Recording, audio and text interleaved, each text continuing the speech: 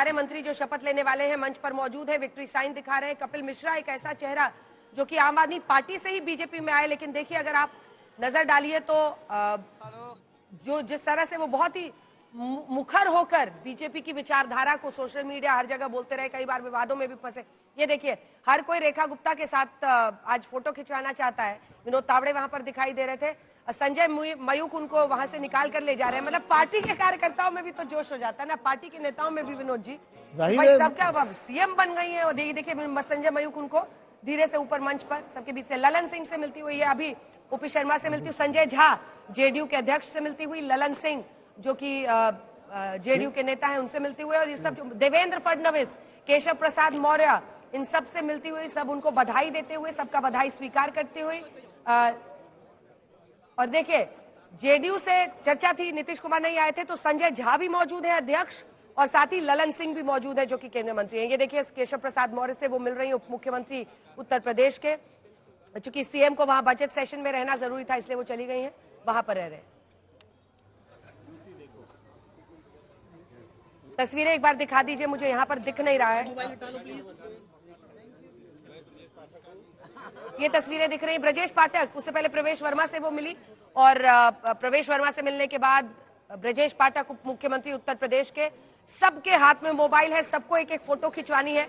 लेकिन ये वो लम्हा है जब एक मुख्यमंत्री के तौर पर सामने हो रही है देवेंद्र फडणवीस से रेखा गुप्ता, जब एक मुख्यमंत्री के तौर पर वो दोनों उप मुख्यमंत्री उत्तर प्रदेश से मिल रही हैं, जब एक मुख्यमंत्री के तौर पर आज वो तमाम नेताओं से मिल रही हैं, चाहे गठबंधन के साथी हो सेंटर में, जिसमें आप देखिए ललन सिंह है, जेडीयू अध्यक्ष संजय झा है, प्रवेश वर्मा से भी यहाँ मुलाकात, और डेप्यूटी सीएम बिहार आप देख रहे हैं विजय कुमार सिन्हा को, और ऐसे ही तमाम लोग हैं जो आज उनके साथ फोटो खिंचाने को पार्टी के कार्यकर्ता, नेता, मंत्री, मुख्यमंत्री, उप मुख्यमंत्री सब लालायित हैं, क्योंकि दिल्ली में 27 साल बाद ऐतिहासिक वापसी सत्ता में ये बीजेपी की हुई है, और सबसे मिलती हुई संजय मयूख उनको वहां से ले जाते हुए। लेकिन अगर इस पूरी तस्वीर पर एक बार चर्चा करें तो ये बहुत दिलचस्प तस्वीर है। 48 सीटों पर बीजेपी की जीत, रेखा गुप्ता का एक महिला मुख्यमंत्री के तौर पर स्थापित होकर उन चुनौतियों का सामना करना, एक ऐसी प्रयोगशाला के जरिए बीजेपी अब आगे बढ़ेगी जिसमें वो बराबरी का मौका महिलाओं को दे, क्योंकि अभी इतने सारे राज्यों में सरकार है, पहली महिला मुख्यमंत्री बन रही है बीजेपी।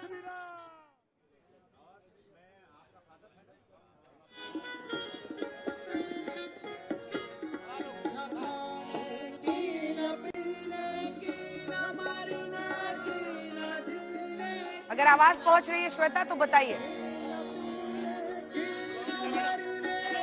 जी अंजना, यहाँ पर आप देखिए कि अब आखिरी समय बचा है, अब शपथ ग्रहण से पहले तो लोग चाह रहे हैं कि जल्दी से जल्दी अपने स्टैंड तक पहुंच जाएं, और अब बहुत ज्यादा भीड़ यहाँ पर दिख रही है। इस सब के बीच राम जी के भजन यहाँ पर बज रहे हैं, राम जी के भजन सुनते हुए सारे लोग यहाँ पर साथ साथ में यहाँ गुनगुना रहे हैं, और यही कह रहे हैं कि 27 साल बाद दिल्ली में भी राम जी आ गए हैं, तो वो बीजेपी को इससे सीधे तौर पर जोड़कर देखिए यहाँ पर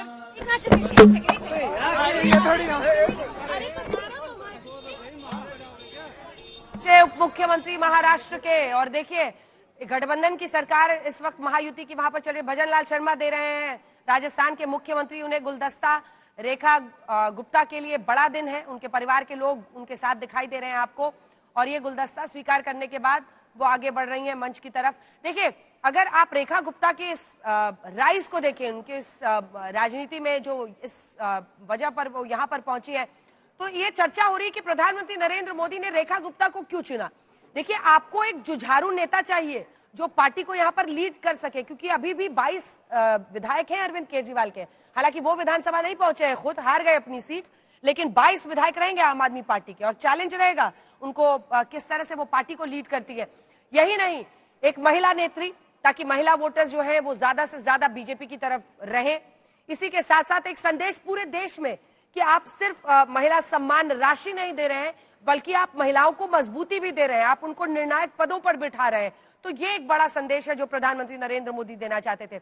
इसी के साथ अगर आप देखिए तो सीधे टकराती थी वो अरविंद केजरीवाल से, एक पार्षद के रूप में वो लगातार रही। प्रवेश वर्मा के साथ ये तस्वीर बेशकीमती है, नजर मिली और फिर उसके बाद से वो आगे बढ़ी है। तमाम जो उप मुख्यमंत्री सबसे मुस्कुराता हुआ चेहरा यहाँ पर प्रवेश वर्मा का दिख रहा है। बहुत सारी उम्मीदें लेकिन उनकी भी थी और इसमें कोई छिपी हुई बात तो है नहीं। खैर, लेकिन रेखा गुप्ता को प्रधानमंत्री नरेंद्र मोदी ने क्यों चुना, उस पर चर्चा हो रही थी।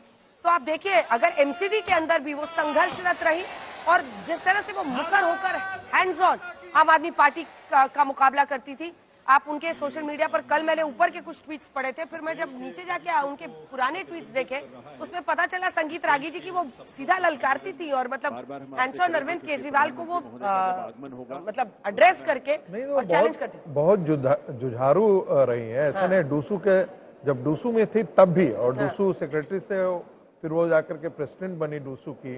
तो ऐसा नहीं है, जब वो एमसीडी के अंदर थी तब भी उनका बहुत व्यक्तित्व बहुत जुझारू था। और जमीन की जो जिसको हम कहते हैं ना, अरविंद केजरीवाल की राजनीति को आप तभी चैलेंज कर सकते हैं जब आप जमीन की लड़ाई लड़ने के लिए आप तैयार रहे। और वसुंधरा राजे के साथ वो इस वक्त मिल रही है, पूर्व मुख्यमंत्री राजस्थान की।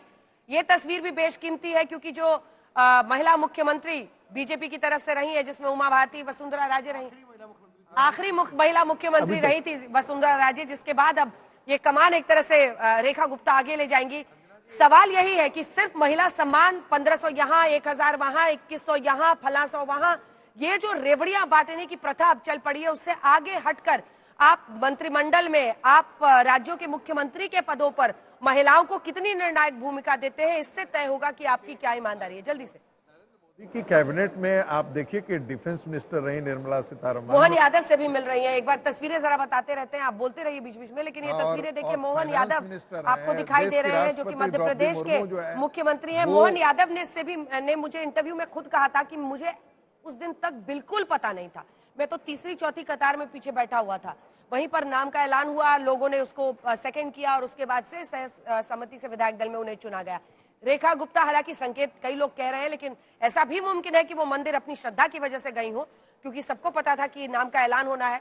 ये देखिए, मोहन यादव के साथ जो मध्य प्रदेश के मुख्यमंत्री धर्मेंद्र प्रधान से वो मिल रही हैं, मंत्री तमाम जो मौजूदा बीजेपी की सरकार में है वो सभी आज इसमें, और ये दिया कुमारी वहां पर मौजूद है, एकमात्र महिला उप मुख्यमंत्री जो अभी बीजेपी की है, और मुख्यमंत्री रेखा गुप्ता। एक बड़ा पल है उनके लिए, उनके परिवार के लिए, और लेकिन यही के साथ एक अग्नि परीक्षा की भी शुरुआत होगी। तो चर्चा इस बात की हो रही थी कि प्रधानमंत्री नरेंद्र मोदी ने रेखा गुप्ता को क्यों चुना। रेखा गुप्ता नई सीएम अगर बन रही है तो महिला होना सबसे बड़ा फैक्टर है। लगभग 46% महिला मतदाता यहाँ पर है, लेकिन पूरे विश्व में, पूरे देश में माफ कीजिएगा, अगर आधी आबादी इससे एड्रेस होती है, उनको निर्णायक जगहों पर देना, जहां पर एक पूरे राज्य के कमान उनके हाथों में है, बड़ा फैसला साबित होगा। इसी के साथ साथ 7% जो वैश्य समाज यहाँ पर है उसमें भी है। जुझारू नेता रही है अगर आप देखिए, और कहा जाता है कि जो एमसीडी में काउंसलर बन गया उसको दिल्ली की पॉलिटिक्स तो समझ में आ जाती है, दिल्ली में क्या करना है, कैसे आपको किस काम को अंजाम तक ले जाना है। एमसीडी में जो काउंसलर है वो जिस लेवल पर इन्वॉल्व होता है रोजमर्रा की चीजों से, काम से, और फिर सामने वाली पार्टी से लड़ाई में भी, संघर्ष में भी, ये कोई आसान काम नहीं होता है। तो काउंसलर की जो भूमिका रहती है जमीन की राजनीति होती है, क्योंकि आप वहां पर लोगों के साथ जुड़े रहते हैं, आपको रेगुलरली, और अपने इलाके में भी उनकी जो लोकप्रियता है वो दिख रहा है। मतलब लगभग हर घर से लोग बाहर निकले हुए थे कि रेखा गुप्ता दिल्ली की सीएम बन रही है। तो ये एक सबसे बड़ा फैक्टर रहा है।